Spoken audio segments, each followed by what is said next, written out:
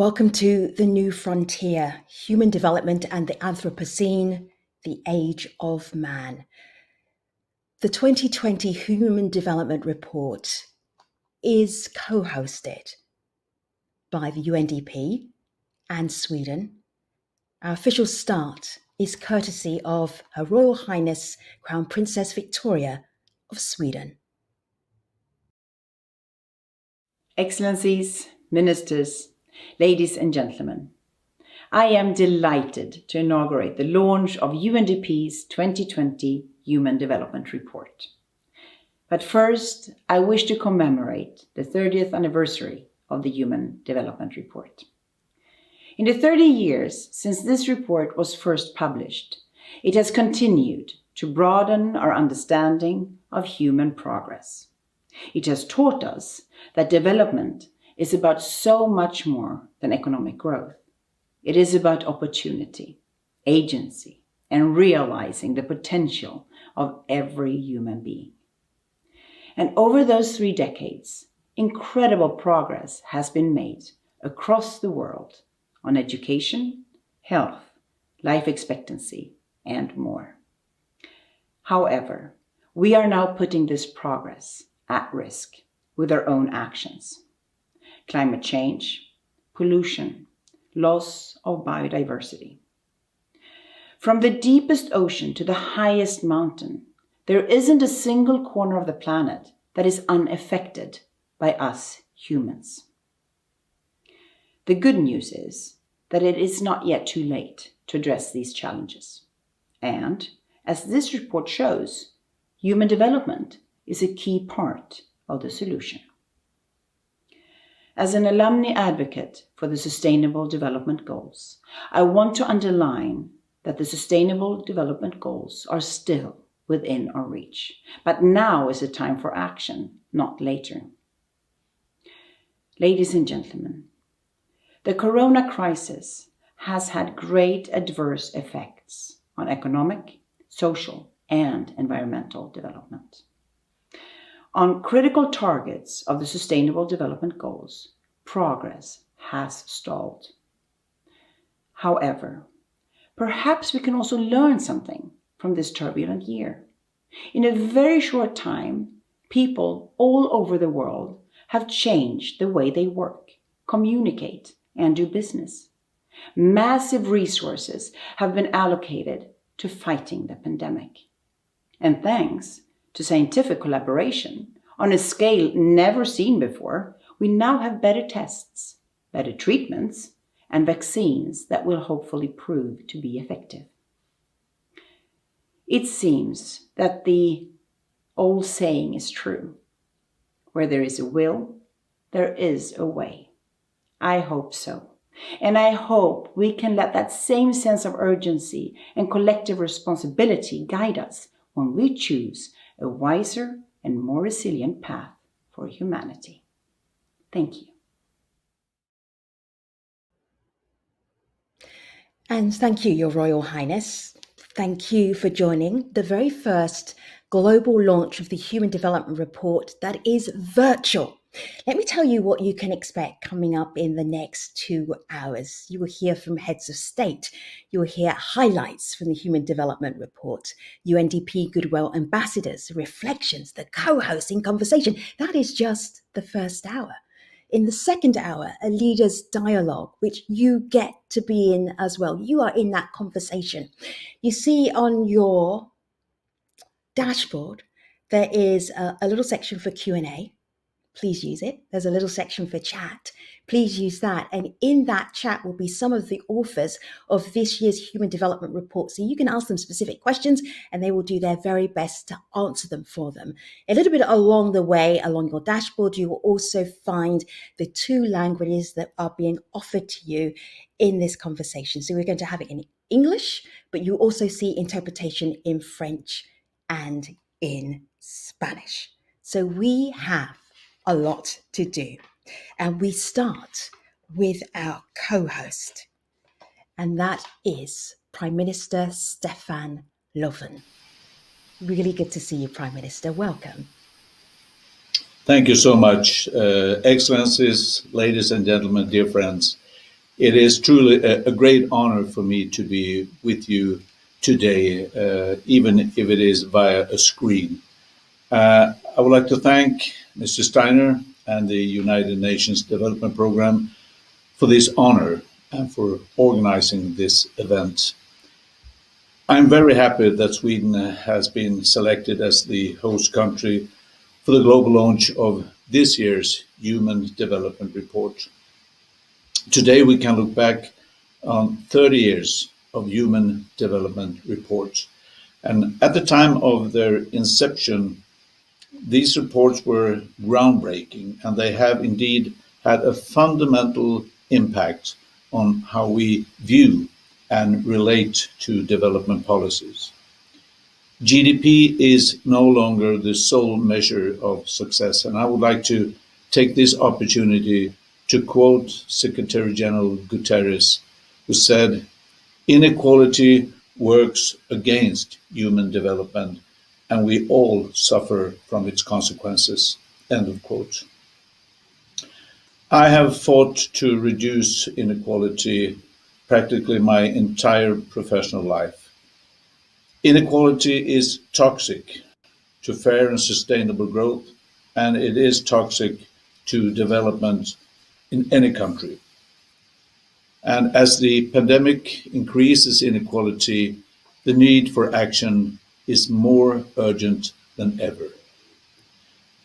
I am pleased that the report and the index launched today not only includes measures of climate and planetary boundaries, and that is important in itself, but beyond that also provide inspiration and concrete recommendations for how we can turn things around.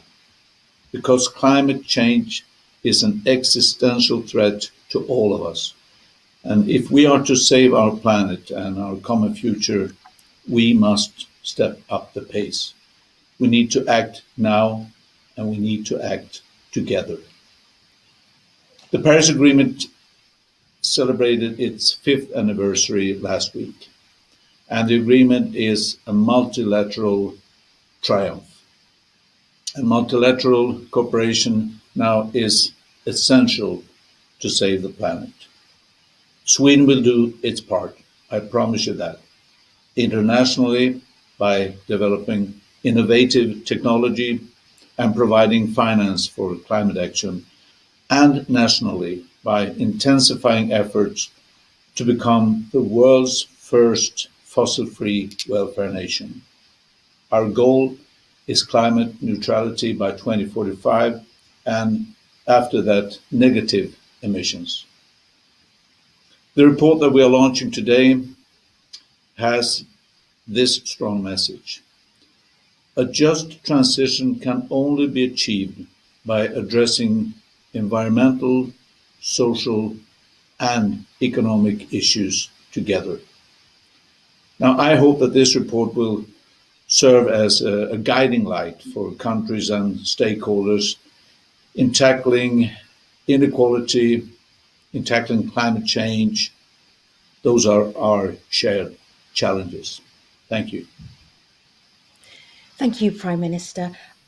I'm wondering, as co-host of this year's Human Development Report, it's such a milestone as the 30th anniversary, and also 2020 is an extraordinary year. What does that mean for Sweden to be co-hosting this year? It means a lot, as I believe you already know. Sweden is really a big supporter of the United Nations, a big supporter of multilateral cooperation. And these reports, the Human Development Reports, are truly, truly important also for steering policies towards a development that improves living conditions for people all over the world. And of course, during this year, as we celebrate the 30th anniversary of these reports, it's even more important, and it gives a special feeling that we are able to do this. Thank you so much, Prime Minister. I will say thank you for now, but we will be bringing you back a little bit later on in the programme. And so, to your other co-host, the UNDP Administrator, Achim Steiner. The floor is yours.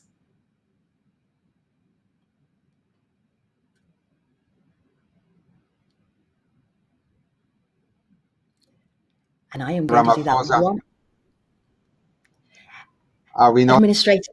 Administrator, we saw you, we saw your beautiful setup, we didn't hear you, so I'm going to do it one more time because you're worth a double introduction and we will hear your very opening words.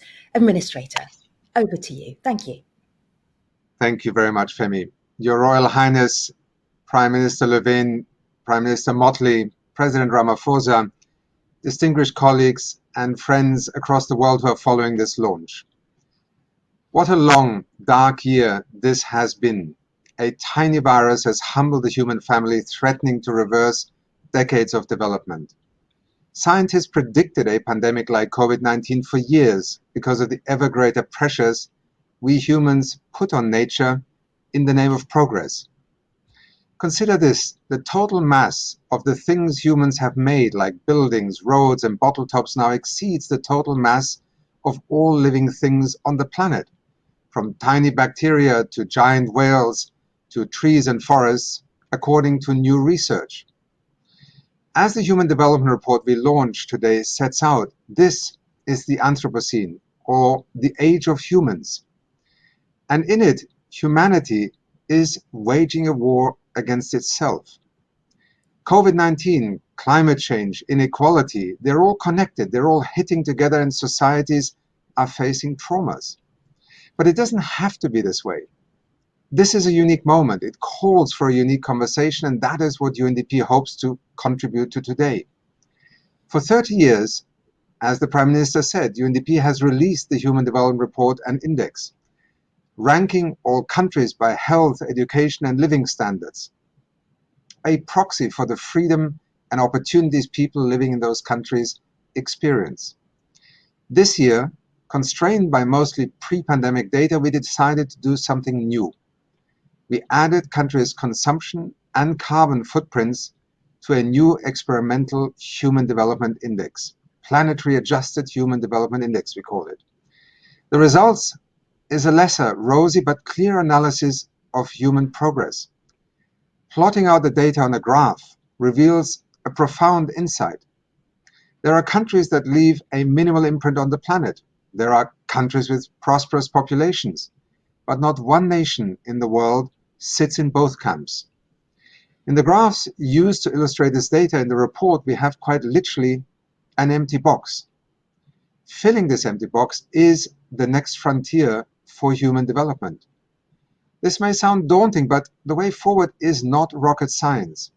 It comes down to the incentives, the social norms, and nature-based solutions that will reset how people and planet interact.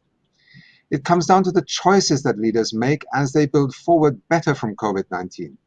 Choices that could stop the pandemic and end poverty, close the digital divide, and tackle the climate emergency, so that we use this unique moment in time to move to the next frontier for people and planet.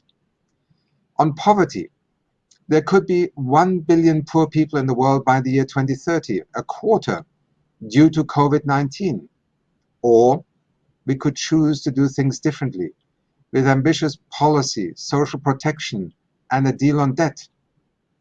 For example, a 6-month temporary basic income for nearly 3 billion people during this pandemic would be equivalent to just 1/3 of what poor countries paid this year to service their external debt. On digital, 4 out of 5 children were effectively out of school in poorer countries in the first half of this year because they didn't have the tools they needed for online learning, and millions of children are still out of school. We could let the digital divide deepen, or we could choose to invest in a once-in-a-generation effort to close it.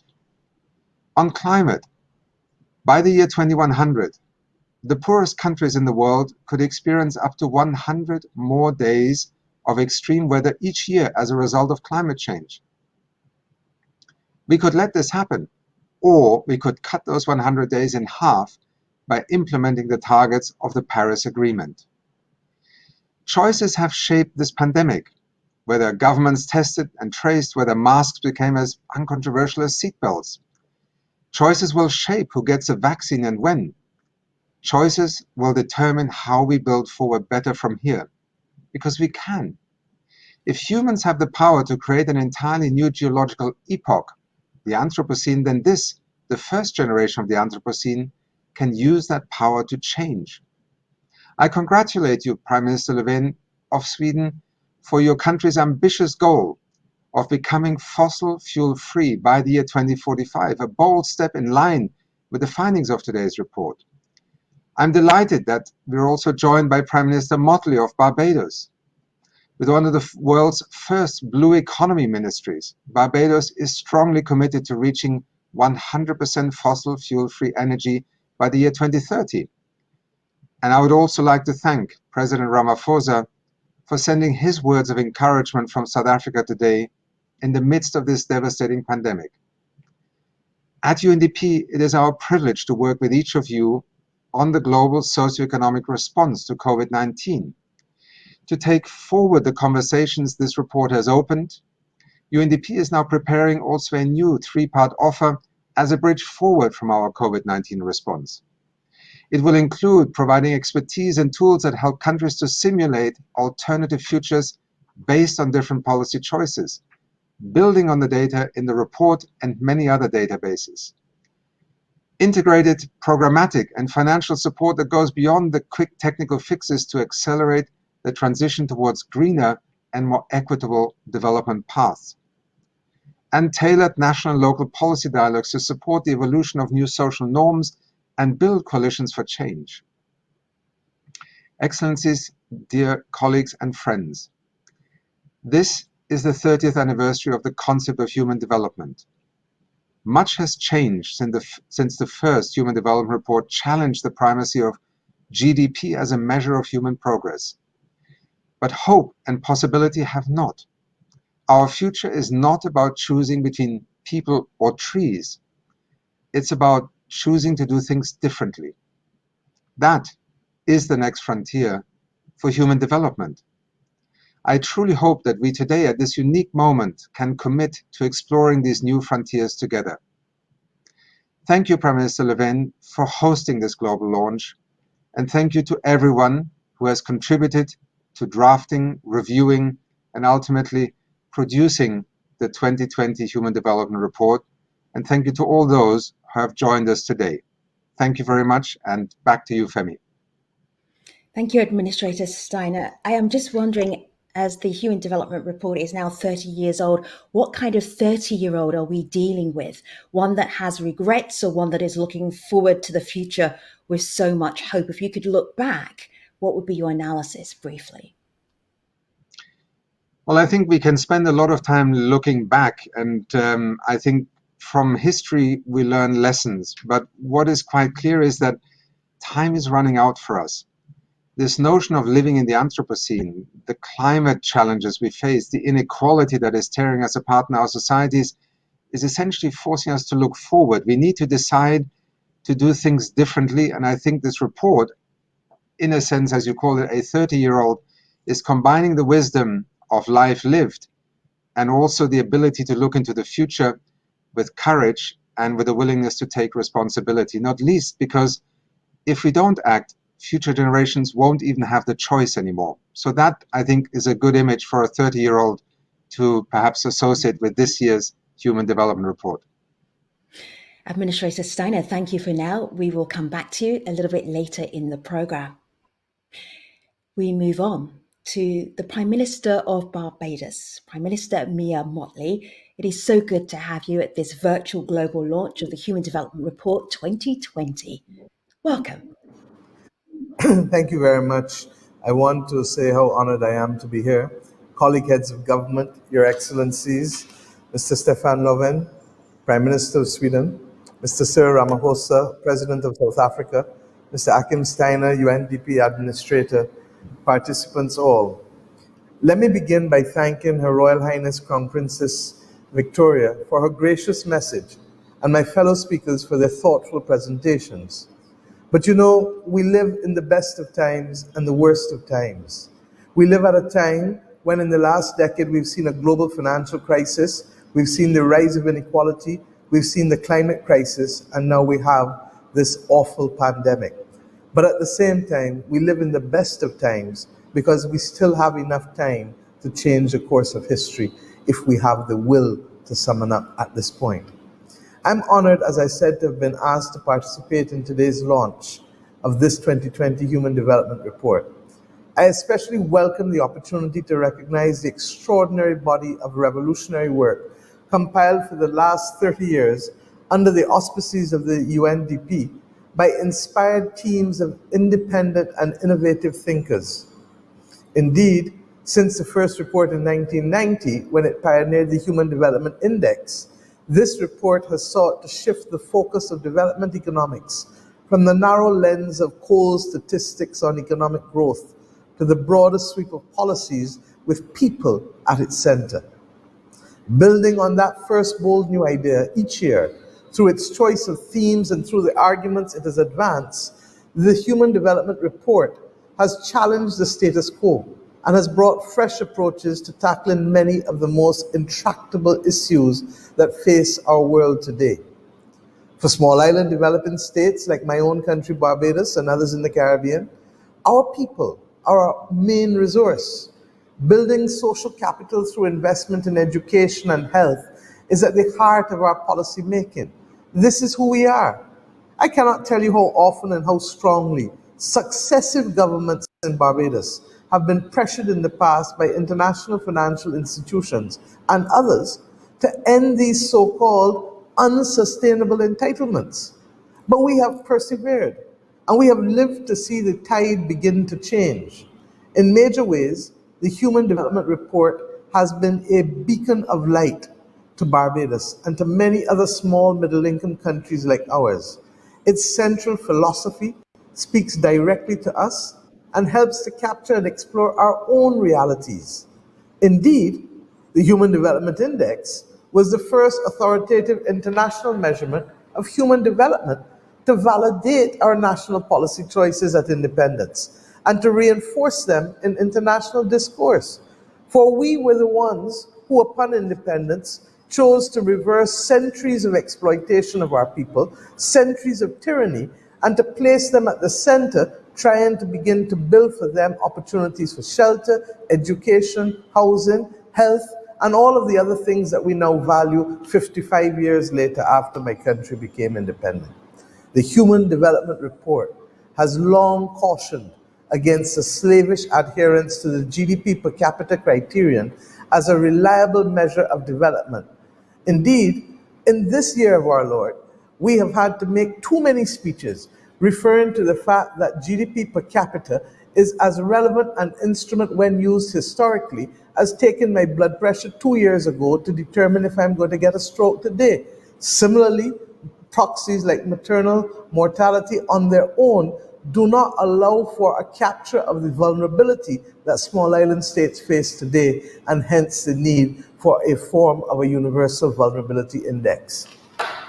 This latest report, my friends, which we launched today, continues in that fine thought-provoking tradition. The choice of theme, human development, and the Anthropocene could hardly have been more apt or more relevant. None of us can deny that 2020 has been a cataclysmic year of extraordinary devastation. Unprecedented floods, drought, wildfires, hurricanes, and record-breaking temperatures, and now indeed this pandemic of biblical proportions. All of these have been unleashed around the world in 2020. We cannot find in living memory a more stark illustration of the impact of human activity on the Earth's ecosystems, a more vivid red flag on the dangerous and growing imbalance between people and planet.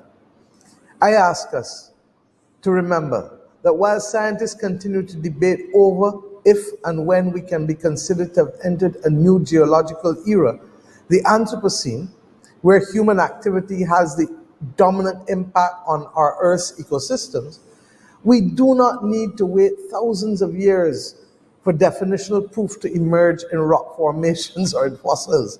We know it. We already know the answer. And we know in the Caribbean that answer more than most because we are the canaries in the mine. We are on the front line facing battles such as the climate crisis that we didn't cause. For us, the tipping point is here and it is now. A pathogen equally that has crossed from wildlife to humans has joined with the climate crisis that I just referred to, and the other inherent vulnerabilities and inequities. And all of these work to upend the positive global development trajectory that these reports, the Human Development Report, have documented for the past 30 years. The gains of decades, therefore, threaten to be eroded, and it is estimated that as many as 100 million people may be pushed back into extreme poverty because of what we are seeing in 2020. If we seem surprised at the ferocity of this convergence of nature's forces, we really should not be.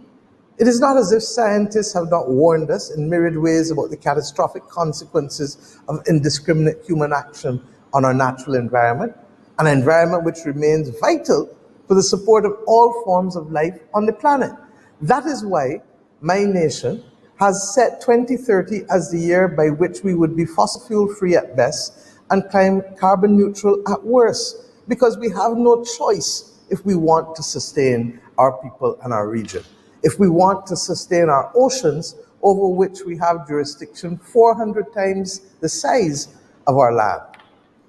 My friends, there have been previous ice ages and mass extinction events in Earth's vast history, but none have been attributable directly to the activities and behaviors of man. The dinosaurs did not know that the asteroid was upon them, nor would they have had the capacity to save themselves had they known. In 2020, however, we, the human race, do not have the luxury of ignorance.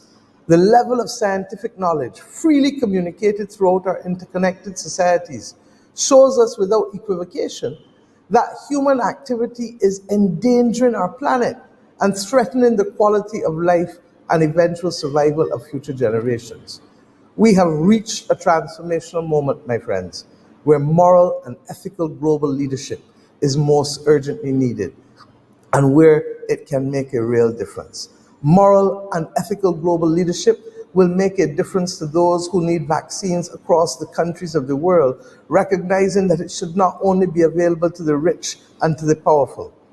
I also mean honest and dangerous leadership at all levels, within governments and corporations and civil society, as well as among individuals, whether as shareholders or stakeholders, to confront the other crises of which I've spoken.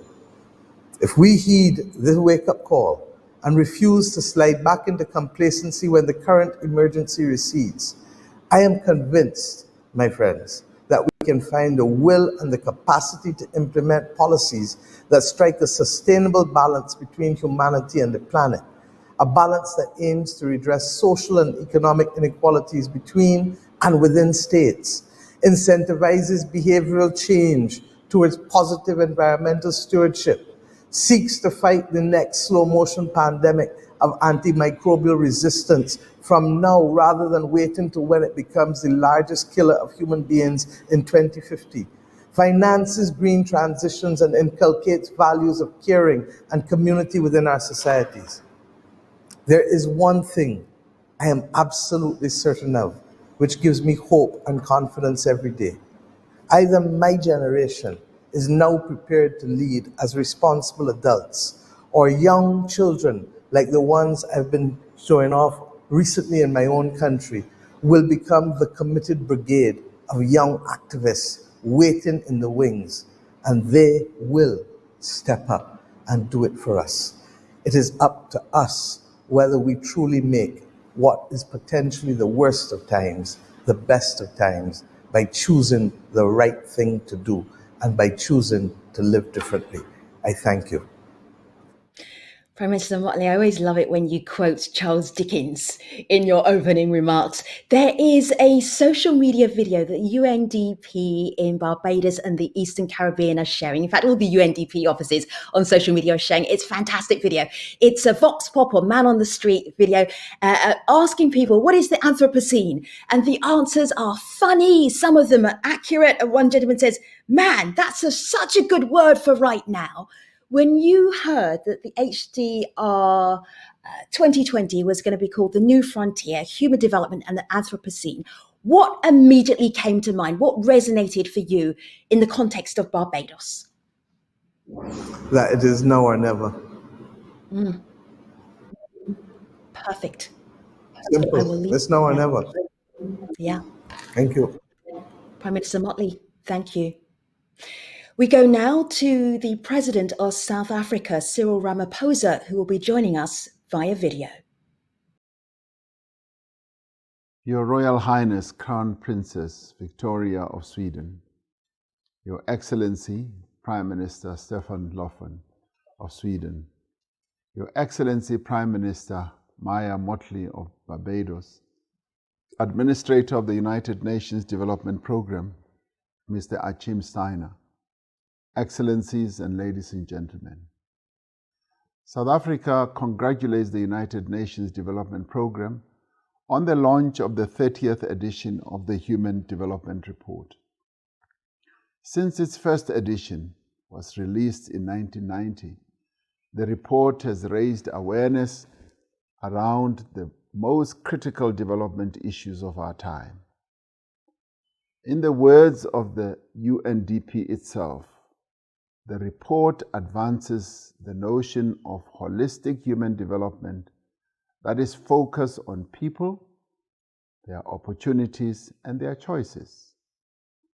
As we count the costs of the devastating COVID-19 pandemic, it is more important than ever that we focus our collective energies on building a new world that is more egalitarian, more prosperous, and more sustainable. It is therefore appropriate that this year's report locates the next frontier of human development within the context of humankind's relationship with the planet. We wholly endorse the assertion that instilling a sense of stewardship of nature is key to our collective prosperity. In partnership with the UNDP, the international community, and multilateral organizations, we remain firmly on a path towards an inclusive, low-carbon, and developmental society. We are entering an era of reconstruction and rebuilding in the wake of the devastation caused by COVID-19. This presents us with an opportunity to give effect to the human, social, and economic and environmental principles of sustainable development.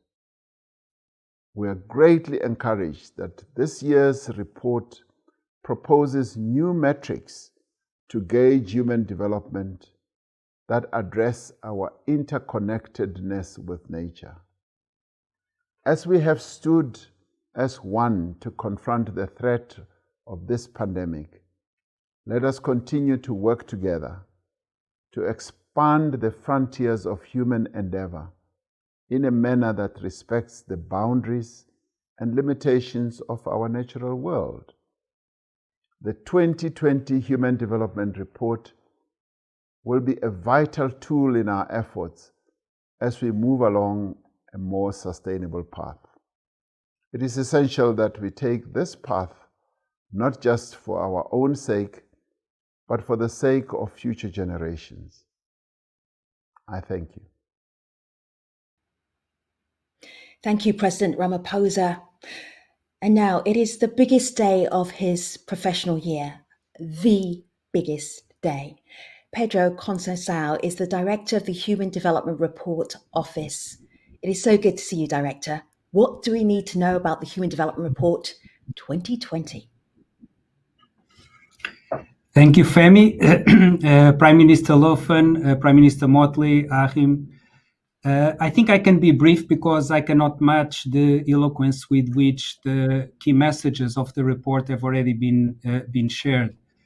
Let me just reiterate the idea that as we live through these disorienting times, with the pandemic, climate change, development trends that are seemingly going into reverse, that the report invites us to take a step back and to see all of these challenges less than separate problems and much more as a reflection of an unprecedented moment in our history and the history of our planet, in which, as we have heard, human pressures on the planet are driving dangerous planetary change. Some scientists are arguing that we're entering a new geological epoch of the Anthropocene. And what this suggests is that we are facing an unprecedented set of new risks that are of our own making and that are harming us already and all forms of life. But I will concentrate briefly on 3 points that emerge from the report. One, that has to do with the challenge that we confront. Secondly, the goal. And finally, some thoughts on the way forward.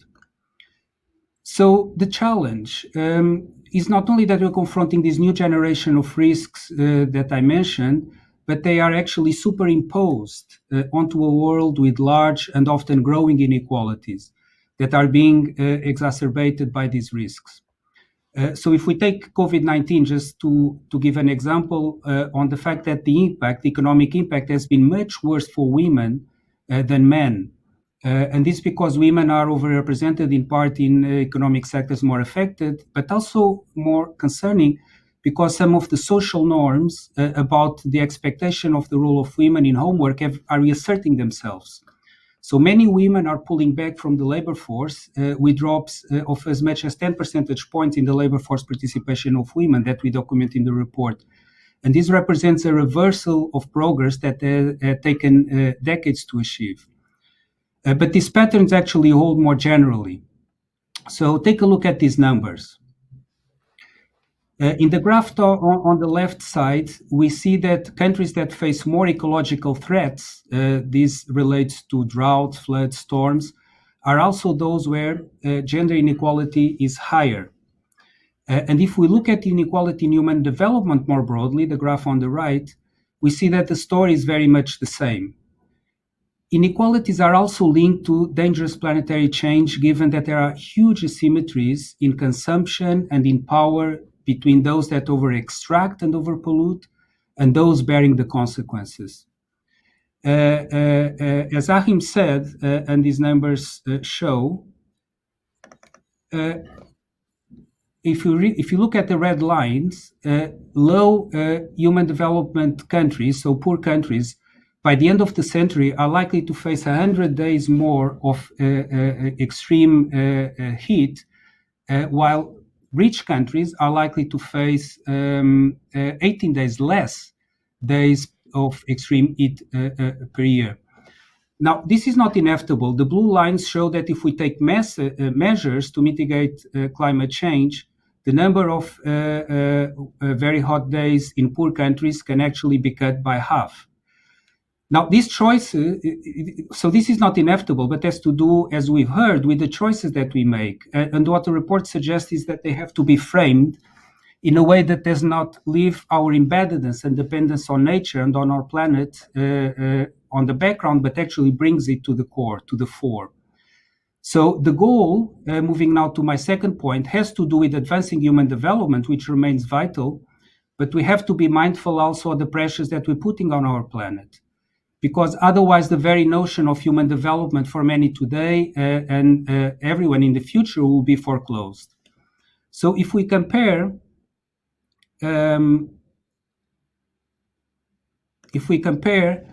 the level of human development index, which you see on the horizontal axis in this slide, with an index that we propose of planetary pressures on the vertical axis, you see this green triangle at the bottom that Achim mentioned as the empty space. So this corresponds to the place where we want to go, the new goal of human development, which is to continue to advance human development, but do it in a way in which we reduce planetary pressures.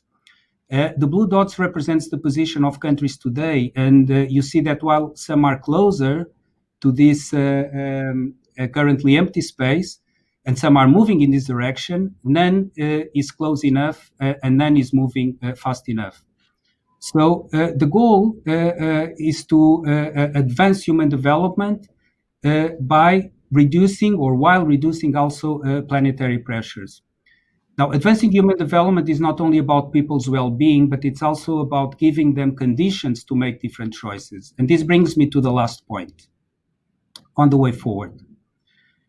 Now, The report speaks about three mechanisms to enable people to do and encourage them actually to make different choices. First, social norms. Much like social norms around things like using masks or smoking in shared spaces, we must now seek to establish norms that give greater weight to easing planetary pressures. Already there is some evidence that during the pandemic, internet searches related to recycling and reusing, for instance, went up.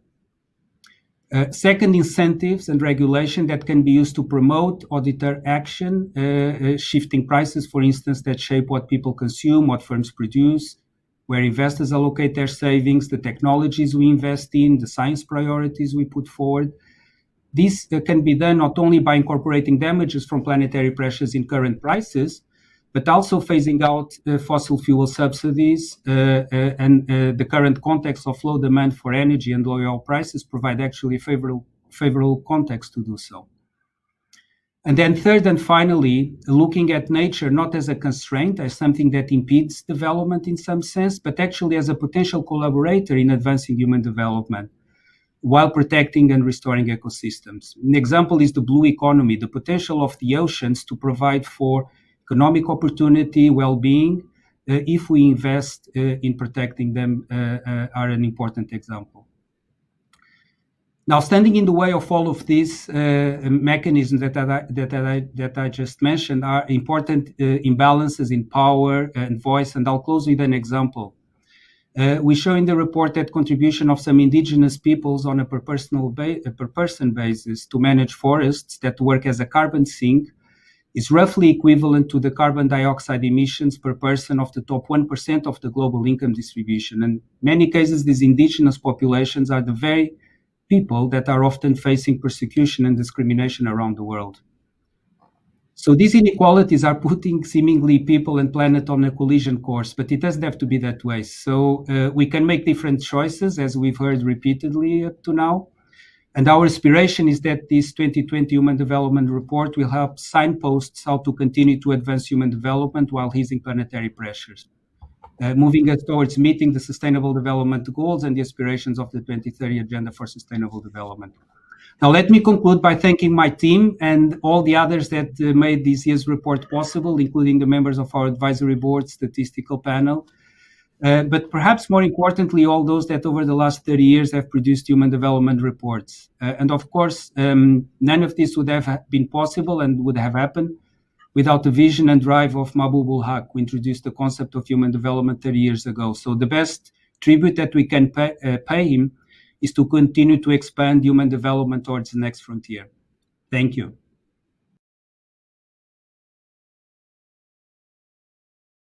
Hello everyone, my name is Yemi Alade and I am speaking to you from Lagos, Nigeria in Africa. The COVID-19 pandemic has widened inequalities across the world and the poorest are hit the hardest. This does not exempt my homeland, Nigeria. This pandemic could be a preview of the new normal unless we relax our grip on nature and fast. This year, UNDP's Human Development Report shows us how climate change and biodiversity loss are leading to planetary imbalances and growing inequality, causing the most vulnerable communities to suffer the most. And the unfair distribution of power means that those with the least say in how things are done are especially women. But this isn't inevitable. A better, more resilient planet and people is possible. Let's choose to invest more in green energy, in projects like reforestation that help local communities and restore ecosystems. Let's use human development to empower people as stewards of the planet. Let's fight inequality and ensure everyone has an equal voice. Now is our chance to build a brighter future. Humanity is at a crossroads. People are putting too much pressure on our planet, which puts us all at risk. A year ago, I joined the United Nations Development Programme on a fact-finding mission to the Amazon rainforest in Peru. I saw the devastating environmental consequences of deforestation, and I also met with communities living in extreme poverty, people with no choice but to clear sections of the forest to plant food needed to feed their families. I witnessed how inequality and poverty are intertwined with the climate crisis. Only by tackling these challenges together can we fix our planet and our societies. Reforestation is just one of the nature-based solutions that can help communities flourish and lower carbon emissions. A future where both people and planet can thrive is possible. Let's make it a reality.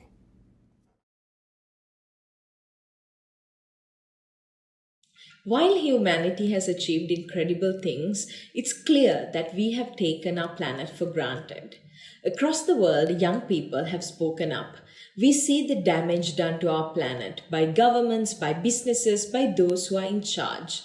And we know that these actions put our collective future at risk. We will not accept that this is the only way of doing things. It's time for humans to fix the mess we have created. As the 2020 Human Development Report makes clear, we need to transform our relationship with the planet to make energy and material consumption sustainable, to ensure every young person is educated and empowered to fully appreciate the wonders that a healthy world can provide, so that all young people, especially in their diversity, have a say over their lives and their planet. We are the first generation that truly comprehends this challenge, and it is up to all of us to demand a better future.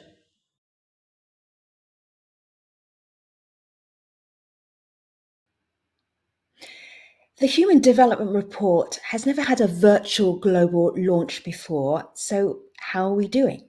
Well, on the specialized platform, on this little web picture right here, there are over 1,700 of you. Even more on Facebook and more on Twitter, posting using hashtag HDR2020. And if you're on the dashboard, the specialized dashboard for the Human Development Report 2020, in the comments and the question section, you will find UNDP team members who were involved in the writing of this year's report who will answer your questions, well, as many as they possibly can.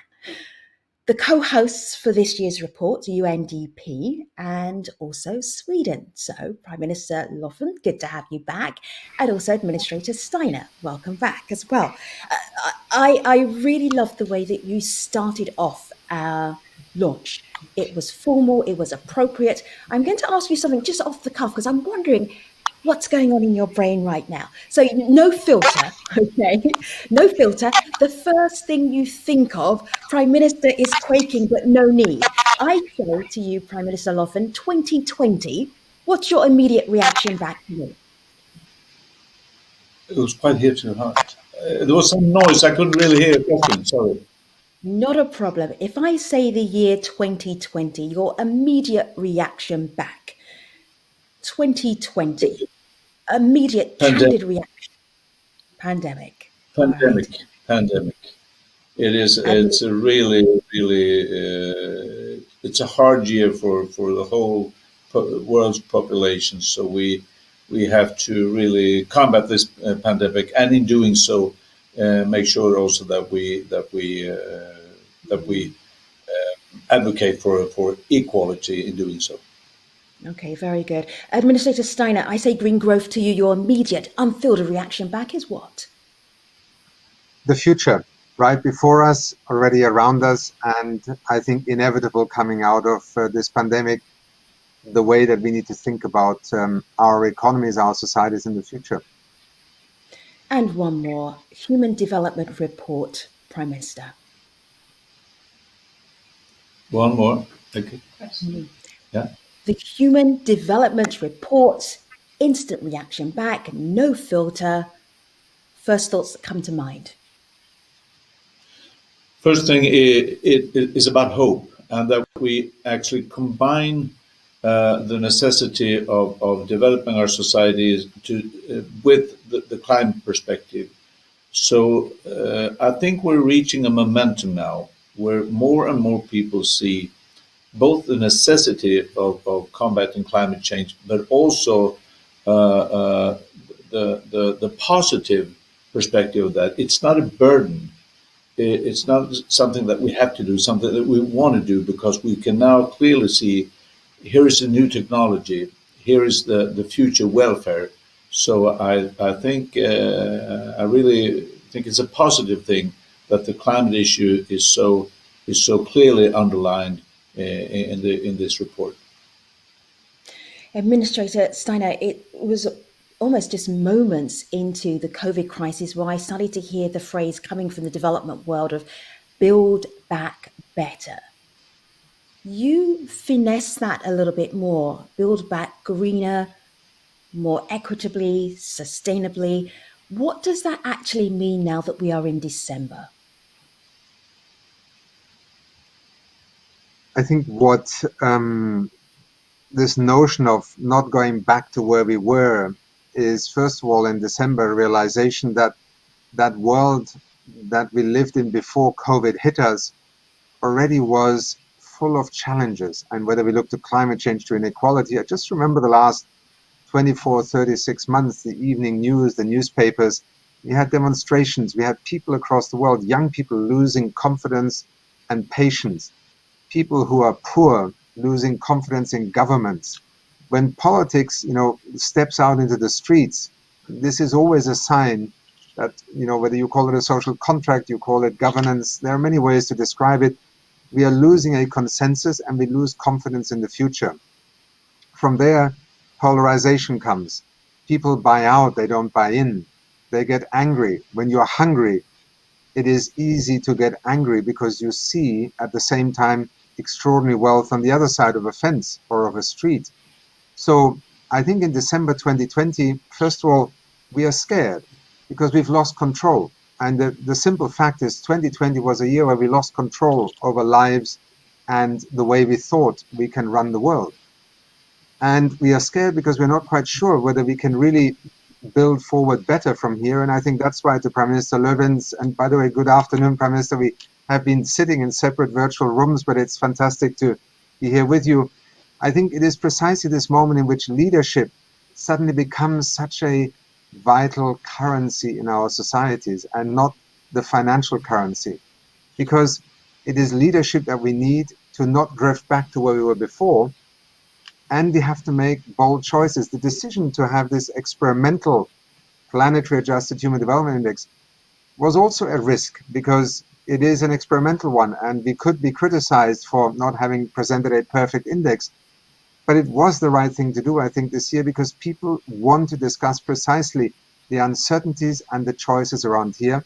And I think that's where leadership is something that is not just limited to prime ministers and presidents, to CEOs. It's actually within each one of us to find that strength of conviction to lead forward. And that's, to me, December 2020. Scared, but not giving up. Prime Minister, do you sense that fear in Sweden, particularly about employment, the economy, and the way ahead? Because your commitment to employment, your commitment to sustainability, has that wavered in any way this year? Well, I would say that in the beginning, when we started to really push for this to combat climate change, yes, there was a bit of resistance, fear. What does it really mean for the economy, for my job? But as I said, I'm sure now we're reaching a momentum where more and more people see that it is possible, due to the fact that we as a country decided upon this goal of becoming climate neutral by 2045, and being very persistent in that goal, making sure that we have a framework, a climate framework in handling this, putting up goals for different sectors of the economy, making sure that we cooperate with different sectors of the economy, creating roadmaps. Now we can see, the steel industry, and listen to this, steel has been produced in the same way, basically, for 1,000 years. Now we are developing a new way of producing steel without using coal. That's a revolution. Now we have our biggest mining company changing its whole production structure to become climate neutral. And in doing so, they're not only producing their own products climate neutral, but also giving their customers a chance to produce climate neutral products. So this is now changing totally, and we're making sure that cars need to be clean in the future, step by step by step. So now we can see, yeah, it doesn't mean that we're losing our job. It means new jobs, yes. So we have to make sure that we can cope with this transition. Another key word is to make sure that everybody is on board on this future project, meaning that we have to also be sure that people can get training for new jobs. But more and more people see now this is possible. We can both combat climate change and create new jobs, and thereby also making sure that we can tell our kids you will have clean air in the future, you can live a good life, but also making sure that you have jobs in the future and developing your own life. So I think this is crucial. I can see why you're both in the same conversation together, Prime Minister and Administrator, because Administrator, I've heard you so many times say it doesn't have to be people or the planet, that both are possible. And that seems to be what's underlying this year's Human Development Report. Can you expand on that a little bit more? Well, Femi, often when I speak to young people in schools, it's so obvious, it's so self-evident that young people actually intuitively get it far quicker than when we grow up to be adults and rationalize all sorts of trade-offs. And how on earth will we live on the planet with soon 9-10 billion people and continue to pollute the atmosphere? I mean, we are changing the climate. We are destroying the biosphere. There is an obvious logic to saying it cannot be people or planet, and yet we have been entrapped. And 30 years ago, when Mahbub ul-Haq and Amartya Sen had this bold vision of challenging this notion that human progress is essentially a matter of measuring it by economic metrics of gross domestic product, they were criticized, they were challenged. Many rejected the initial Human Development Index as distorting and naive. And yet, here we are, 30 years later. Look at how our societies are in part falling apart over inequality, and therefore the choices that we need to make are actually not God-given or in the realm of the laws of physics. We can choose to have cleaner energy. The patents for renewable energy technology have been in drawers since the beginning of the 20th century. Why did it take us 100 years to act on them? Because we didn't believe we had to make a choice, and we just thought we would go on. So to me, what the Prime Minister also said just now, we now live in an age, this age of the Anthropocene, that is in one sense, yes, a harsh reminder that we have crossed a certain threshold and that we are in very dangerous territory. But we're also the richest, most educated generation with the greatest new technological frontiers also available to us. We can define whole new choices that we make. And that, I think, is where the moment takes us right now. People or planet is the conversation of the 19th and 20th century. I think the 21st century is about getting to that box in the graph that the Human Development Report has so clearly identified, which is the future. And if we don't get there, the future gets bleaker and bleaker. And I think climate change in some ways relates so well to the pandemic also, because what COVID-19 showed us just in a matter of 3 months is what climate change will do to us for 300 or even 1,000 years. We cannot simply put the foot on the brake, get out of a problem and move into another planet. Climate change locks us in for literally hundreds of generations. And that time window is a constant reminder of how in COVID-19, we knew that this could happen. We even prepared for it to some extent, and yet we could not control it. And look how much suffering this has caused in just 11 months. That's why I think this year's Human Development Report is such a bold way of saying, stop giving us false choices and trade-offs. Let us shape the kind of society and economy we want. And out of that does not come an environmentalist nirvana or a social activist nirvana. It is the consensus we build about how much inequality do we really want to tolerate in our societies, how much destruction of the environment are we prepared to justify in order to do X for 5 cents less than before. These are the false choices we have been locked into for so long. And I think it is high time that we listen to our young people. They have understood this far more clearly. They are far more prepared to act on it. And I think those of us who have a possibility to, whether it is a prime minister in my capacity, your capacity, Femi, as a broadcaster, as somebody who speaks to millions of people, let's stop living in denial. Let's act with responsibility. And I think that is a new way of thinking about what comes next. Prime Minister, that is a direct challenge, not just to you and to Sweden, but to all of us. How are you going to take on that challenge heading into the new year and beyond? As I said, being very persistent on the goal that basically, it's very simple.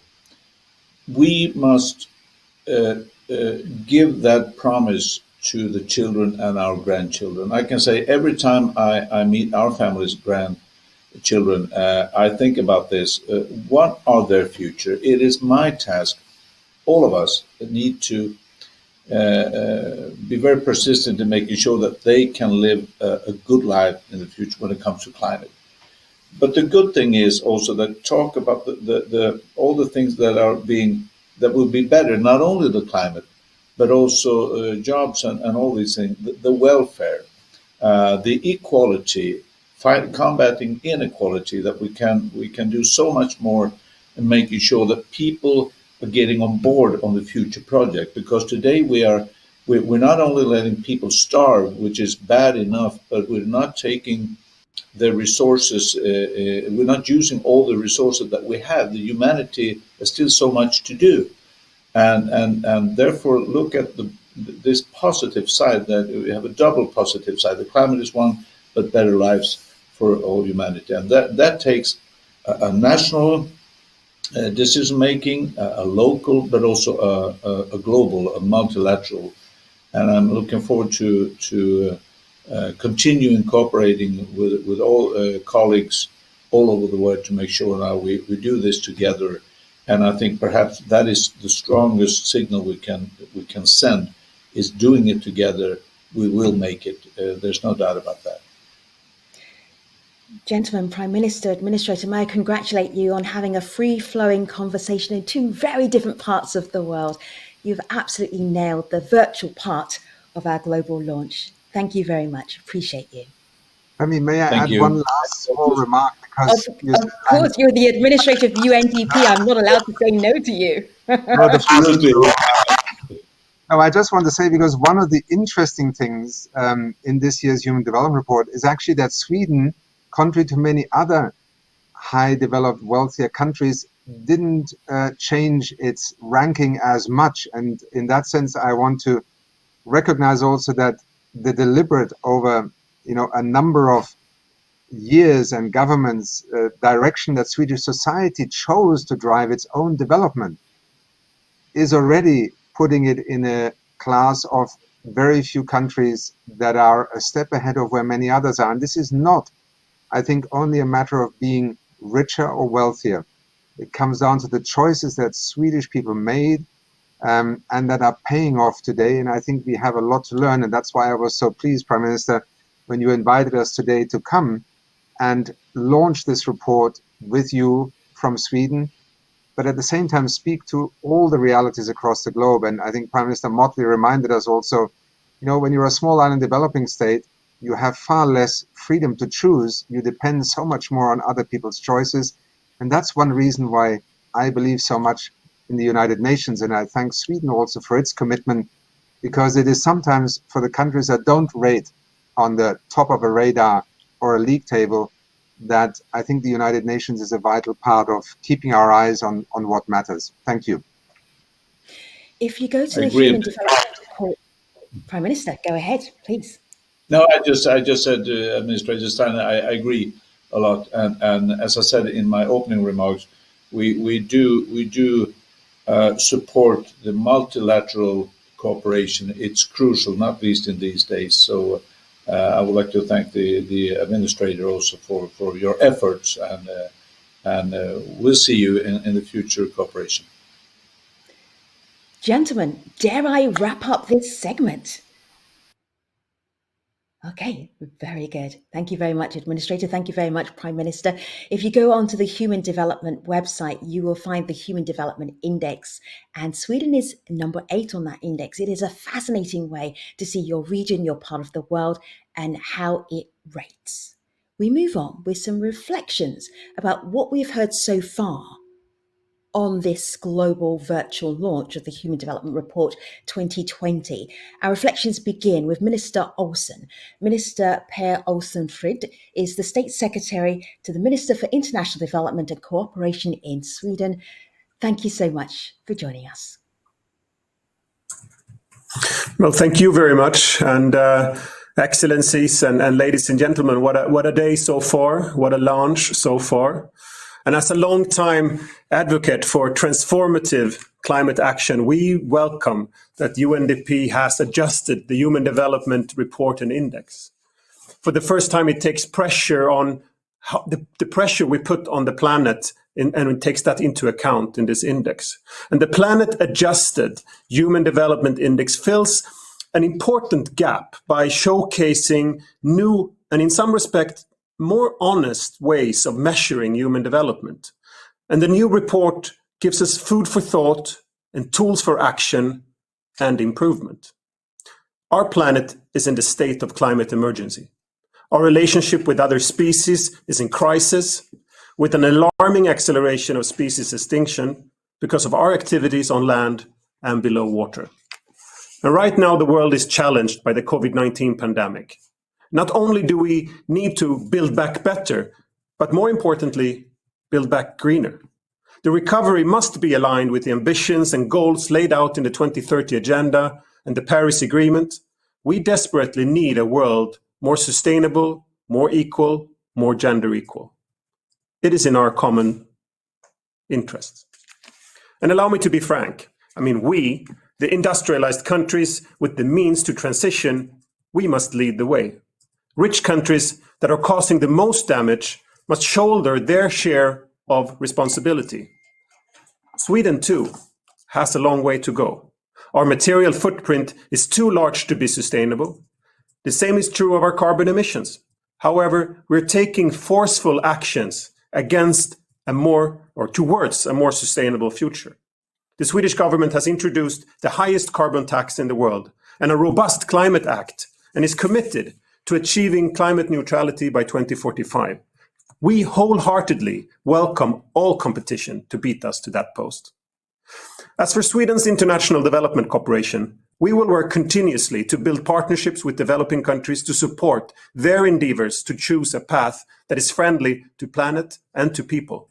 By increasing our financial for international climate action and biodiversity, we will not only contribute to building resilience for the people most exposed and most vulnerable to climate change and environmental degradation, we will also strive to ensure that tangible results reach those furthest left behind.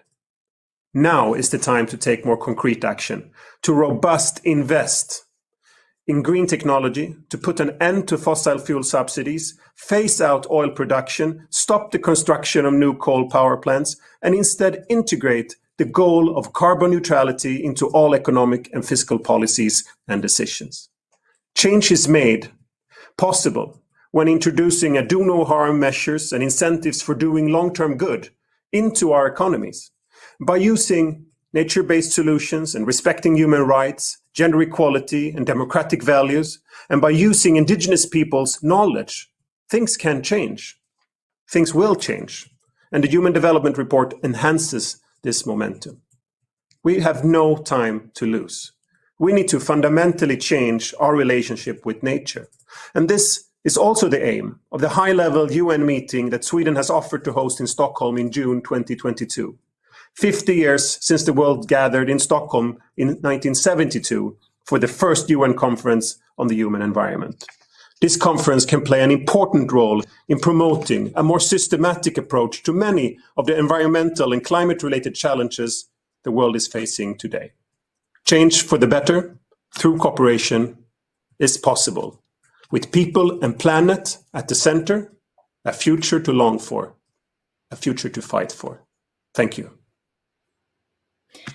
Many thanks.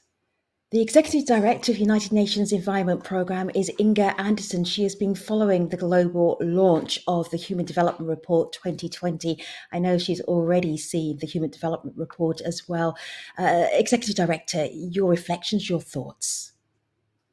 Well, this has been an extraordinarily interesting evening for me, since I'm not in the US. A very, very interesting discussion. And I think that this new angle of the Human Development Report is more timely than ever.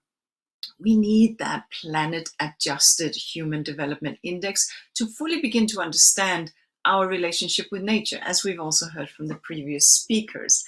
And if we just look around, the hurricanes in the Atlantic, we've had to even use the Greek alphabet to count them, and that's how many we have. Fires, inundations, heat waves, etc. Trillions spent on this recovery to reboot an antiquated and out of the future, not ready for the future economic system. So the Secretary General of the United Nations said it very well, just in his State of the Planet speech. Making peace with nature, he said, is a defining task of the 21st century. It must be, he said, the top priority for everyone, everywhere. And so this new way of looking at human development, adjusting for that making peace with nature, becomes critical. We at UNEP, United Nations Environment Programme, which I have the privilege to head, and which of course was a result of the Stockholm Conference in 1972, to which State Secretary Fred referred. We see three planetary crises that we need to tackle: the climate crisis, the nature crisis, and the pollution and waste crisis. And just last week, we launched the emissions gap report, where we're showing that we're heading towards a 3-degree world at the end of 2100 if we don't take action. So understanding new measurements and integrating this, such as this new Human Development Index, becomes critical. Same for pollution. We are emitting about 400 million tons of heavy metals, sludge, solvents, other wastes into the environment. Surely that has a value detracting from the future equity and sustainability. And surely that's a thing we need to take account of. And as we just heard from the speakers before me, biodiversity, nature, as we heard from Achim, is what feeds us and clothes us and gives us the air we breathe and the water we drink. And yet we are on track to lose and cause extinction to 1 million out of the 7.8 million species that exist. So really and truly, these three planetary crises, we need to understand that not only are they very real, and therefore we need to change the way in which we measure how we deal with development, but they are also profoundly unfair. The world's wealthiest 1%, showed our emissions gap report, account for more than twice of the combined carbon emissions of the poorest 50%. That's something to reflect on.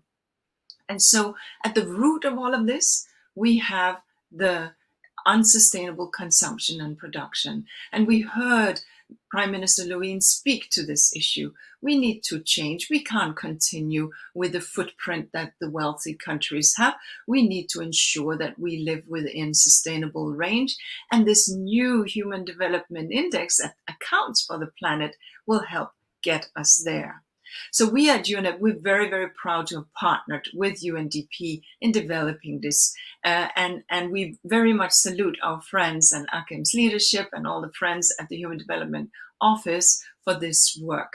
Because bringing to the Human Development Index these new metrics matters. We have contributed on the natural capital side, on the inclusive wealth side, and we can see that only by looking at it in this way can we begin to address these three planetary crises that I spoke of: climate crisis, nature crisis, and the pollution crisis. Our planet needs a whole of society approach. We need to think about entire landscapes, entire seascapes, and that support livelihoods, businesses, supply chain, economies, and the next generation. And it is, as we just heard from State Secretary Fred, in everyone's interest, but it is also everyone's responsibility. So with the Human Development Report, we saluted. We're very pleased with this new way of thinking about it. I was in UNDP back 30 years ago when Mahboul introduced, together with Amartya Sen, the new Human Development Index. It was revolutionary at the time. What we're seeing today is a second wave in that journey of thinking differently about development, and it is the right way to go. Thank you, Femi. Executive Director of UNEP, Inga Anderson, thank you so much. Appreciate you. So that is the first part of our virtual global launch of the Human Development Report. We wrap up the first part with UNDP, Goodwill ambassadors, and a never-before-seen video. This is the premiere. Take a look. Throughout time, the planet has shaped all life. The planet has shaped all life. The planet has shaped all life. But now, in the era of the human, we are shaping the planet. And truthfully, we are not doing a good job at it yet. Our actions are putting a lot of pressure on the world. Just look at 2020 with COVID-19, extreme weather, and rampant wildfires. People have created this mess, but we can fix it. Empowered people can become agents of their own destiny. The world may seem stuck in its own ways, but we can take actions to create a new normal, whether that's expanding the role of women in society or using cleaner energy. In too many countries, fossil fuels remain the primary source of energy, but clean alternatives like solar power will help reduce our carbon emissions. These alternatives need to be made accessible and affordable without using too much of other finite resources. And we must learn to harness the power of nature at the same time as we protect its beauty and wonder. Moving to protect, sustainably manage, and restore ecosystems in a way that promotes well-being. Too often, the decisions of a few people or countries hurt the most vulnerable people across the world. For all of us to flourish now and into the future, we must understand that we are all connected. The choices you make impact the whole world around you. Shaping the planet means taking bold steps. Bold steps for humans to survive and thrive in this new era. If we are going to change the world, we need you. We need you. We need you, our global leaders, to take bold action now.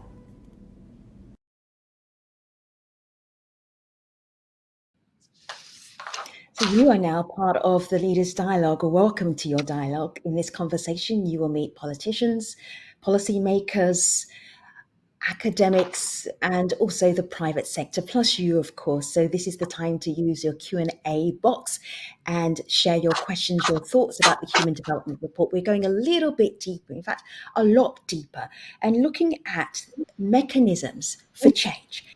I'm being very specific here. We're looking at incentives, how regulations may well impact change, the different kind of change that we're looking for, that you've heard our first group of speakers all talking about and advocating for. I want you to meet your panel, meet the people in the dialogue, and then we'll have a deeper conversation with them. So, Senior Minister Tharman from Singapore, I would like you to introduce yourself to our global audience and tell them very briefly your connection with the Human Development Report. It's a good one. Well, thanks, Femi. My name is Tharman Shanmugaratnam. I'm a senior minister in Singapore. I had the privilege of co-chairing the Advisory Council for the Human Development Report this year with Professor Michael Spence. And it's been a real privilege and a real learning journey for all of us. Great to have you. More from you in just a moment. Minister Andrea Meza Morillo, nice to see you. Please introduce yourself and the connection with the Human Development Report for this year that you have. Go ahead. Thank you. Good morning. Good night. I'm Andrea Meza. I'm the Minister of Energy and Environment from Costa Rica, and we are delighted of being here and learning from these new approaches on how to measure development and what development means. So we are very excited to share a little bit about the experience of Costa Rica in nature-based elements. Mm-hmm. I'm looking forward to that. Roberto Marquez is also joining us, really representing the private sector. Not all of it, but for his specific point of view. Would you introduce yourself, tell our global audience what is important about what you represent and the connection with the Human Development Report for this year? Of course, Femi, and good morning, good afternoon, or good evening, everybody. It's great to be here on this very important day. Very inspiring so far, the sessions. And for us at Natura & Co., which is a company that is present over 100 countries, touching, over 200 million customers, the idea of a human development, the idea of how we can really balance and drive business growth in a more sustainable, equitable, and just way, it is just something that is really core to everything we do, and we continue to learn and be inspired by what we heard so far today. So very excited to be here. Yeah, the previous speakers have set the bar high, but I believe in you. I know you're going to be able to do this beautifully. Professor Reyes, so good to see you. Will you introduce yourself to our audience? Everybody has so many amazing titles. I wanted them to introduce themselves to you in a way that framed why they were in this particular launch. And also, of course, your connection to the Human Development Report 2020. Hello, Professor Reyes. Thanks so much, Femi, and it's a real honor to be here. So my name is Belinda Reyes, and I hold the research chair in sustainability science at the newly established Future Africa Institute at the University of Pretoria here in South Africa. But I also am a senior advisor at the Stockholm Resilience Center at Stockholm University in Sweden, which is actually how I became connected to this Human Development Report, as both a contributor to much of the background information on the science of the Anthropocene, and especially the science around people-planet relationships in the Anthropocene. And then I was also very privileged to be one of the reviewers of the final report, which was a great task and a really pleasant undertaking. Thank you. Oh, you're so welcome, everybody. All right, this is your dialogue, so whenever you need to speak, you just go ahead. I am your mere facilitator. Thalman, let's start with you. Takeaway. This is hardcore. Takeaway for policymakers out of this Human Development Report. The takeaway regarding the incentives. What do you think will make change happen? So, first of all, I think we have to dispel the idea that we have to choose between growth and non-growth, or even degrowth. And I say this because there is still debate on this. There's still a significant body of opinion that says we should stop growing, or at the very least, upper middle income countries and rich countries should stop growing. What the report shows is that we don't have to choose between growth and non-growth, between development and non-development, between human development and planetary sustainability. There is a large arena of viable choices that allow us to pursue growth and development and ensure a sustainable planet and ensure that we preserve the biodiversity that is in fact the life support system for human development. And the report does it not just by incantation or by nice-sounding political statements, but by showing that there are those viable choices. And it requires incentives, it requires regulation, it requires investment, including a role for public investment and public-private partnerships. It requires changes in social norms that are ultimately underpinned by a new set of values. One thing that we have to recognize is that we're not going to get onto this path of sustainable growth, inclusive and sustainable growth, if we simply rely on the markets, because it's the markets that have brought us here to begin with. If we leave it to the markets, we'll continue for a while yet on an unsustainable path. And not because markets are motivated by bad people, it's just in the nature of competitive markets that we'll continue along an unsustainable path until we have our backs against the wall. And it'll then be too late. It'll be too late to reverse unsustainability and the loss and the tilt in the globe, the planet's biological balance. It'll be too late.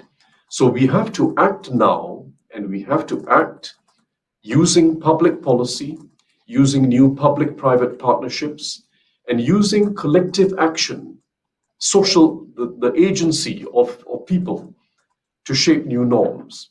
And it can be done. And that's, in my view, the richest part of this report is about how it's actually being done around the world in both advanced countries and developing countries. Specific examples, not necessarily nationwide projects, but community action or private corporations who are now, in fact, embarking on whole new growth strategies. It can be done, and we have to scale up those examples. Incentives matter. You have to put a price on carbon. We have to move away from fossil fuel subsidies, which, by the way, are big. They are big around the world. There's a whole range of countries where fossil fuel subsidies amount to something like 2 to 3% of GDP, or half the education budgets of many countries. It'll need not just pricing, it'll need regulation, because pricing alone is going to take a while before it changes economic choices and consumption choices. It's going to need investment. And remember this, the better we invest in new technologies that can reduce the costs of clean and green energies and make zero carbon energy a possibility at some point in the future at acceptable costs. The better we do that, the less we'll have to raise carbon taxes in the future. Carbon taxes will have to go up, but they'll go up by much less if we succeed in investing in new technologies that drive down the costs of the alternatives to fossil fuels. And finally, agency is important. Social norms are important, coming out of not just bold political choices, but coming out of the small d in democracies, not just the big D, but the small d. Groups, individuals, NGOs, civil society, communities, having the agency to start their own initiatives, spread awareness about the issues, and to start shaping new social norms. And of course, finally, multilateral action. This is about a global externality, as the economists would put it, and you need global public goods, but you also need every nation to play its part. And we need to exercise peer pressure on each other, hold ourselves up to our own commitments, and nudge those commitments forward over time. We should take advantage of COVID in one respect. COVID's been a tragedy around the world, but the silver lining is that it's led to a new zeitgeist. People recognize there's such a thing as the public good. People recognize that everyone has to play their part. People recognize there's a role for governments, for public action, and new public-private partnerships. And we've got to take advantage of the zeitgeist to invest big in sustainability, to have a bold role for public policy in incentives and regulation, and to shape new norms. I'll stop there. As you were speaking, Andrea was nodding, and if I remember correctly, it was the point where Tharman was saying you don't have to sacrifice growth. That seemed to resonate with you. Can you pick up from that point? What was the point of agreement? And then take us on and give us those real down on the ground examples that you said you wanted to share with us from Costa Rica. Thank you. And absolutely, this really resounds on the elements that I would like to share. One is that the country has progressed 37 position in the Human Development Index. And I will say that this is a demonstration that nature-based human development is possible. And I absolutely see that this shows that policy matters. It was 20 years ago that we decided to prohibit land use change, but at the same time, we generated an incentive, a new mechanism, and it was the payment for environmental services scheme. So it was regulation and an incentive. And these two elements need to be there, and clear policies. Absolutely. These elements are central. And if we decided then to create a tax on fossil fuels 20 years ago to generate this fund, and at the same time to mobilize resources to the owners of the forest. And again, we need to also give some value to nature, and at the same time, people there in the rural territories are recognizing that this generates a benefit for them. Most of the funds that we have been collecting from this tax on fossil fuels, we are directing these funds to rural communities. More than $500 million for a middle-income country. I know that sometimes it doesn't sound too much, but it is money. It is our own resources, a policy decision that we are mobilizing to improve and to help more than 15,000 families in the rural territories, and a lot of them indigenous communities. And again, what we are seeing is that we need to make and have a clear analysis of where we want to go. And right now we launch our long-term strategy, which is our decarbonization plan. And we are also committed to be carbon neutral in 2050. And again, this is not an environmental issue. This is a development model. Again, we are making choices on what is the kind of development that we want to bring. And we are defining pathways for the new urban areas, for the rural territories, for the kind of innovation that we want. We need to have policy coherence. And of course, this will demand, again, some transformational elements also in green fiscal reforms. And it's the kind of analysis that we are doing, is the kind of arguments. If we want to eliminate fossil fuel subsidies, and I totally agree, and we still have some elements that we need to improve in that area, we also need to see the distributional impacts of those kind of measures. And again, do the balance to implement some coherence in this kind of policies.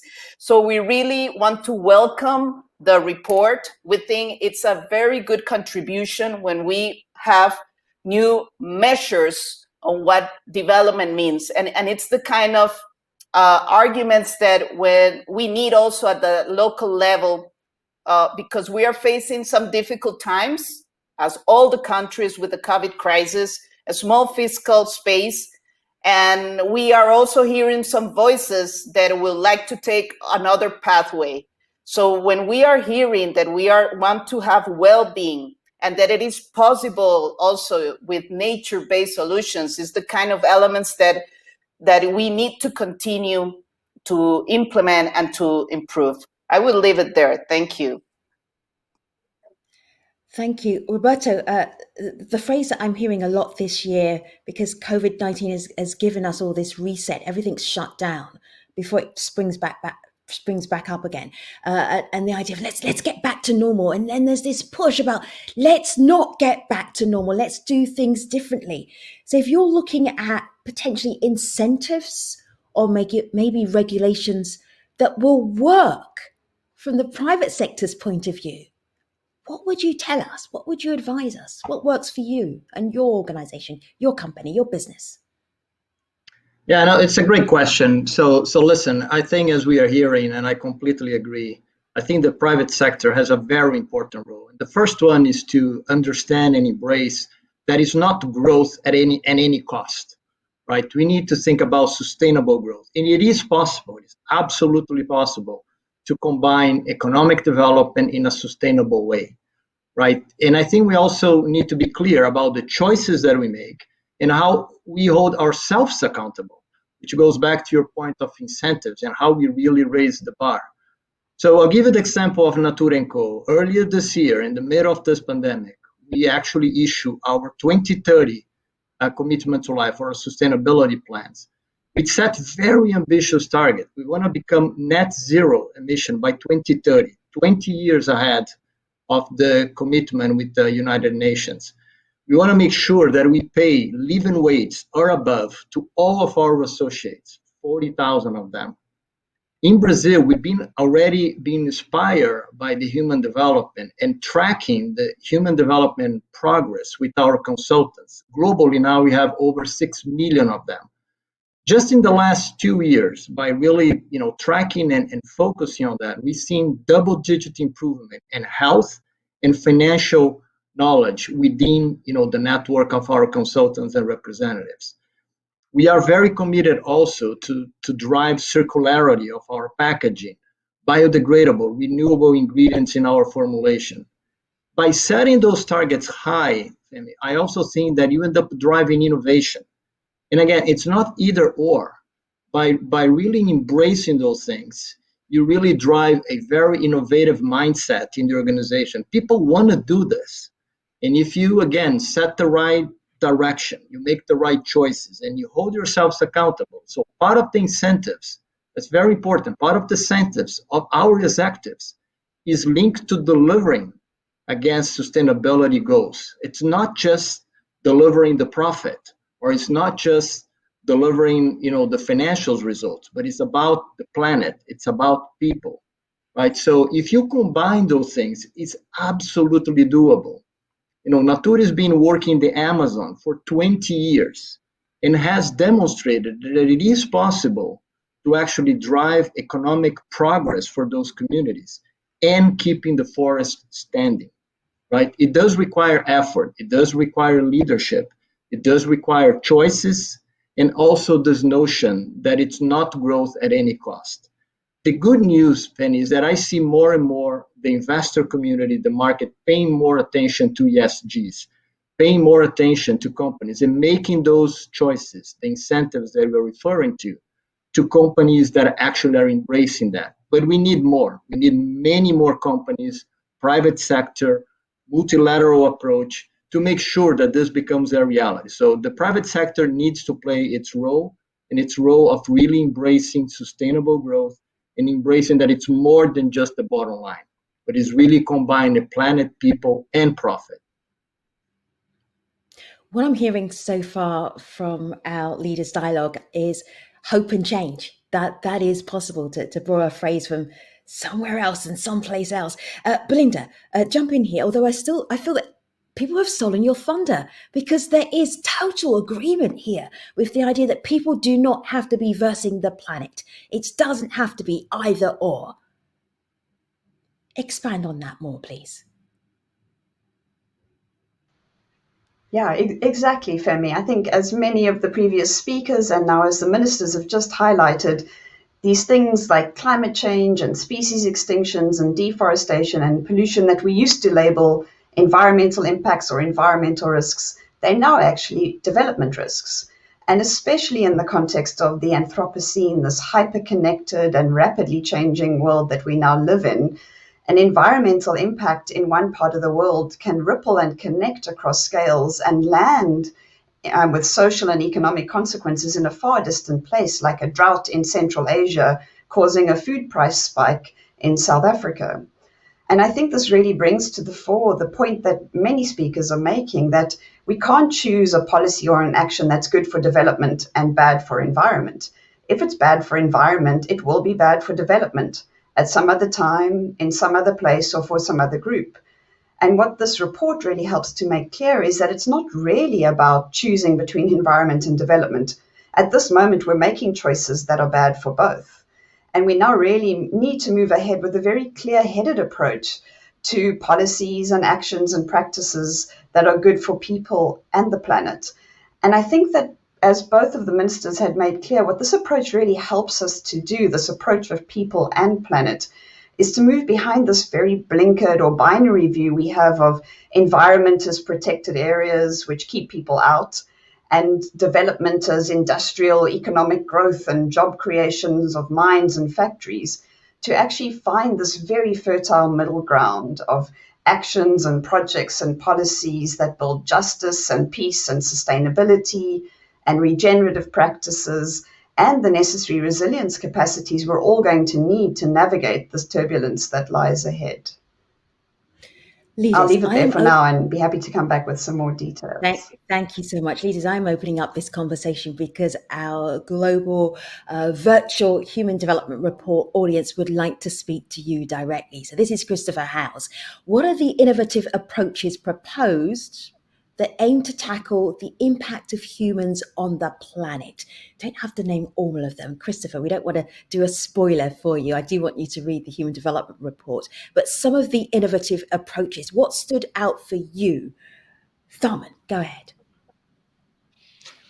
Well, in fact, the impressive thing is in just the last 5 years, you've seen a whole set of new initiatives. We're listening to what Natu Rao is doing. We're listening to examples across the world, including in relatively poor countries, by the way.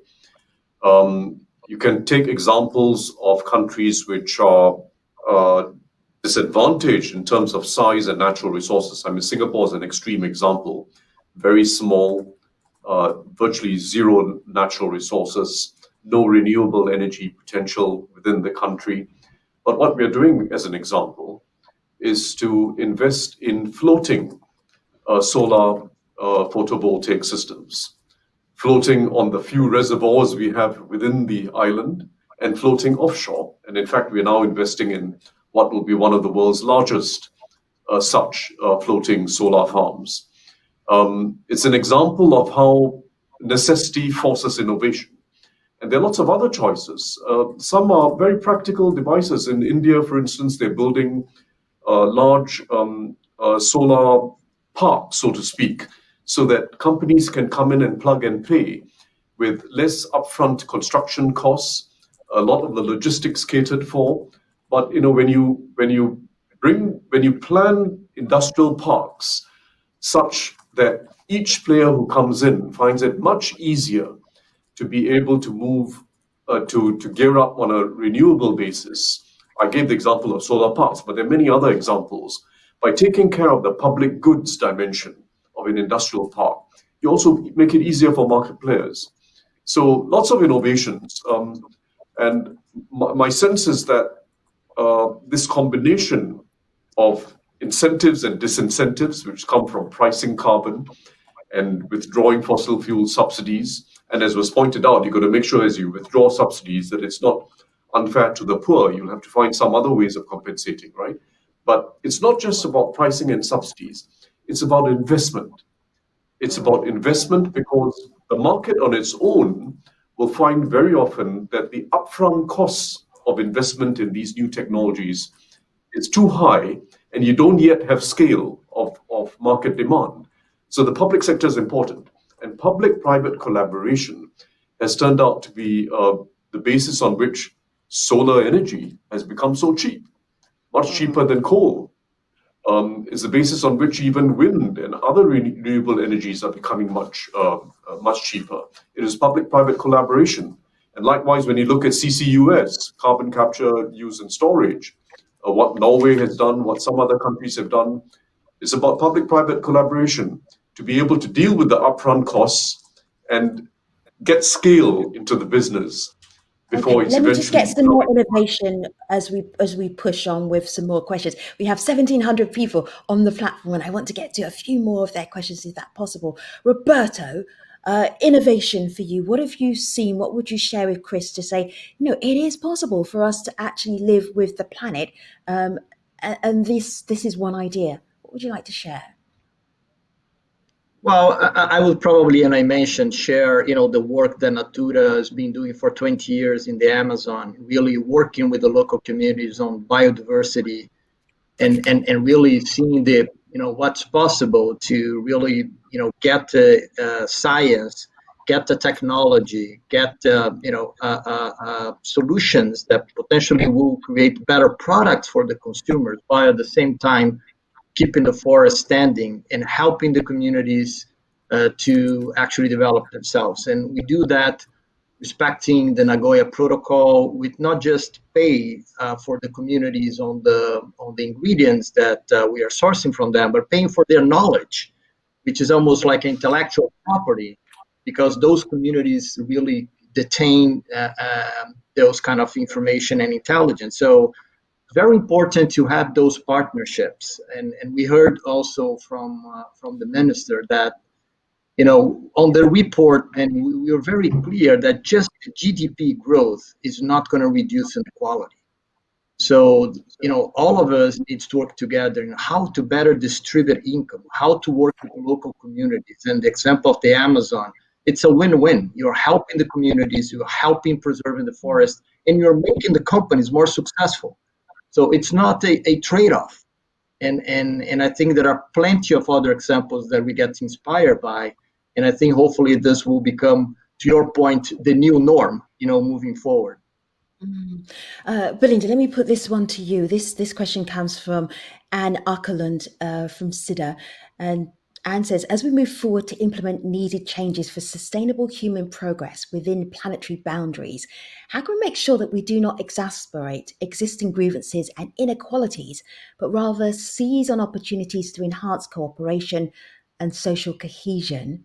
How do we make sure to integrate conflict sensitivity in our efforts and the work that we do? The reason I want to throw that one to you is because I know that you are in the Global South, you think about the Global South, and you think about these issues from that perspective as well. Go ahead. Well, that is an enormous question, a very important question, and one that could probably take me all day to answer. But I think perhaps two things spring to mind with that. The first is the Human Development Report actually talks about this three-pronged approach: innovation, equity, and stewardship of the planet. And what this suggests to me is we don't get too focused on just innovation, but we keep balancing it with thinking about, is it good for equality and is it good for the planet? Because innovation is no stranger to development. We've relied on lots of technology and lots of innovation and incentives in the past. So I feel like this more multidimensional approach to innovation is perhaps one that is important, because I think we have to acknowledge that we're not playing on a level playing field. And any innovation or any intervention has the potential to make that more level or less level. And I think that that's really key. If I look at the renewable energies example here in South Africa, that has enormous potential to enhance energy democracy and energy equality, as well as reduce carbon emissions. But unless we're very careful about how that is implemented, there are real consequences for job losses in the mining sector, for massive changes in the decentralization of electricity as well, that could actually have many unintended consequences. So I think that perhaps this is one thing that the report makes clear to me. And perhaps just a second point, that a lot of the time when we focus on the role of environment in development, we tend to often think about it as a material resource. And I think that there's a stronger voice coming now from the Global South, really highlighting that the environment isn't just a set of materials like water and food, but actually shapes identities and cultures and our relationships and our well-being in deep and important ways. And so I think it's also important that we think about innovation and social ecological innovation that's sensitive to these non-material links that communities have with their environment as well. Andrea, you are making notes on your notepad. Share your notepad with us. Yes, it's so inspiring listening to all these elements. It is critical whole of a government and whole of society approach. I will say that this is one of the key elements that we're hearing, and this interaction with the private sector is central. We in the policy making area, we need to define clear policies, long-term policies, because this is a transformational element that will take time, and it is critical to have long-term plans. And at the same time, all these elements of innovation, how can we bring more the private sector? What are the kind of signals that we are giving? It's a central element. And of course, carbon pricing is critical. Carbon pricing must be there. The fossil fuel subsidies, we need to eliminate them. but it's also about investments. And I will say that we have been working in the enhancement of our NDC with the support of UNDP, by the way. And what we also are doing right now is generating our green recovery plan. And it is identifying the kind of investments that at the same time will allow us to generate green and blue jobs, and that it is possible, again, that we can identify good investments that will generate green and blue jobs. And also, we are having some analysis on how to green the financial system. And I would say that this is also another innovation out there. And we need to continue with that kind of work. We established some dialogues here with our bank system, with the regulators, but there are international aspects like the Task Force for Climate Financial Disclosures. And I think that these aspects are also contributing to this transformational change. Our central bank, for example, has just become member of the network of greening the financial sector. And I would say that if we manage to put all these building blocks, good policies, incentives, regulations, and bring in the financial sector, then we will be able to do this transformation. And I think we are there. We are hearing here good examples. I totally agree that the private sector is there. It's looking for good opportunities for doing these investments, and we need to mobilize public and private resources aligned with this vision. Roberta, I want to give this question to you. This one comes from Andy Davis. Do we need to redefine our ideas of growth to move away from market-driven concept of growth for its own sake? I am wondering how the private sector would even think about that. What is the point if you don't grow? Well, and I agree. I mean, as I said earlier, I think the era of growth at any cost is gone. I think consumers, customers, people in general are demanding companies to be more responsible, and the market should follow that, right? And that's why I am optimistic, because I see more and more investors paying more attention to companies that are really follow ESG principles with balance, again, planet, profit, and people, right? At the end of the day, companies are not going to run a business in a dead planet, period, right? And we're not going to run a business if we continue to drive huge inequality, because there are going to be fewer and fewer households to consume our products. So you needed to address the climate crisis, we need to address inequality, and that needs to be front and center as part of the strategy for any organization moving forward. The good news is, I think, it's coming because there is pressure from society, pressure from the customers themselves in terms of how they're choosing companies to buy from, how they're choosing products to consume from it. So it's becoming like a consequence of that. So I'm absolutely against, to be clear, growth at any cost. It has to be sustainable growth, and it has to be balanced with the notion of planet, people, and profit. And again, it is not either or. It is possible to combine both. It is possible to create positive impact.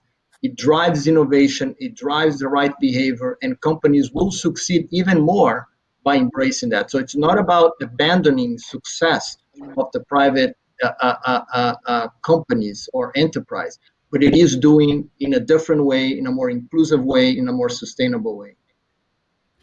Okay, leaders, I am going to give you one more question, and you have just under a minute to answer each. We're going to tag team this answer to leave our audience with something to go away with that is going to be very tangible. So thank you, Dag Johnson and Asa Nielsen. This is a great double-barrel question.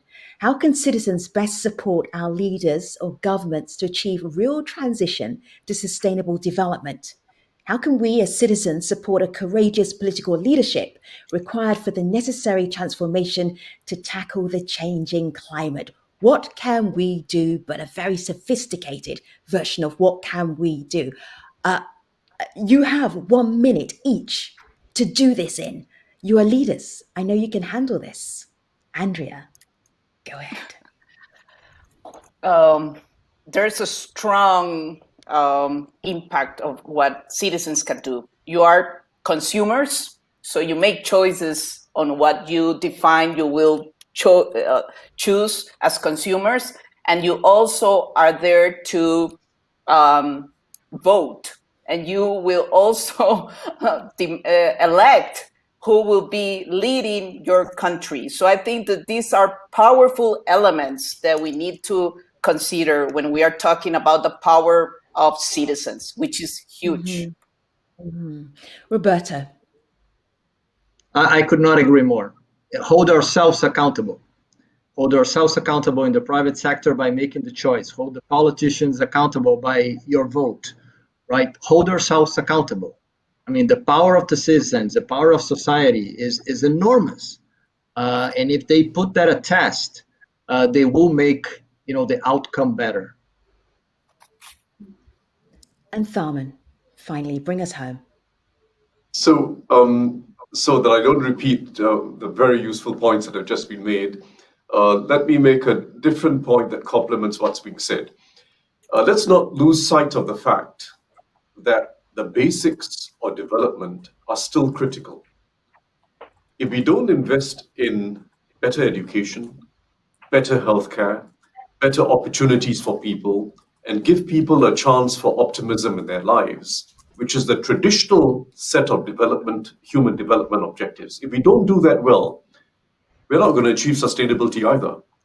Because apart from communities which are already directly affected by global warming, the warming of the oceans and fishing communities being affected, for instance, most people, the bulk of humanity, if they don't see an optimistic future for themselves, if they haven't been invested in themselves, they're not going to evolve new social norms.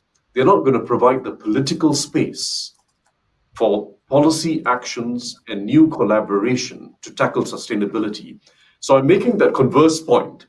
This discussion is not just about the urgency of taking action on sustainability, which is obvious.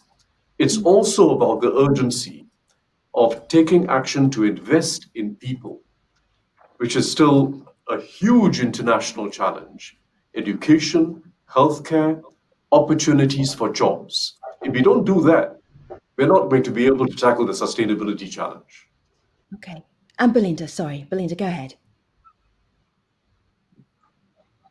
Great. Thanks, Femi. I think what often confronts people is the sense of the challenges are so enormous and so urgent, there's almost a collective paralysis. But in fact, science, which has been under attack in 2020, has actually managed to distill out from this complexity just a few sets of drivers and structures that really are the causal factors behind a number of the crises we see unfolding in front of us. And so my advice would be to use the science and focus on those small leverage points that have the potential for such enormous change. And these sort of cascading very positive effects from that change. Leaders, thank you very much for wrapping up our conversation today. Really appreciate you. You were excellent. Thank you for the brilliant questions as well from all of the different platforms. Really appreciate you. So now I'm able to say that the Human Development Report 2020, The New Frontier, Human Development and the Afropocene, the Age of Man, is now officially launched. This has been a UNDP Sweden co-production. Thanks for watching.